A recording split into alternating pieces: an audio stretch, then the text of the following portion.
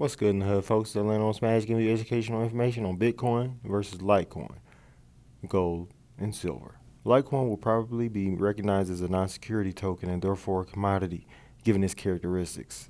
It was made by a former Google software engineer, Charlie Lee, to be a more common and therefore more affordable form of Bitcoin. The creator of Litecoin is known, but the characteristics of the protocol are virtually the same. It is a hard fork of the Bitcoin protocol. Institutional adoption can also happen, although on a lighter scale. However, it's not likely that nation states will adopt Litecoin as a form of legal tender, but it could work as a form of payment, and it also could work as a more affordable storage of value. While Litecoin has been a top asset in the crypto sector and has definitely been a success, few think that Litecoin can have the same economic impact as Bitcoin. Although the Litecoin network has had 100% uptime, it is still underrated as a payment network.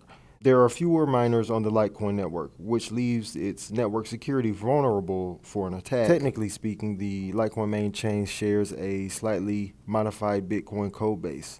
The practical effects of those code-based differences are lower transaction fees, faster transaction confirmations, and faster mining difficulty retargeting. Due to its underlying similarities to Bitcoin, Litecoin has historically been referred to as the silver to Bitcoin's gold. The assumption is that once a technology is created, its interpretation is binary or static.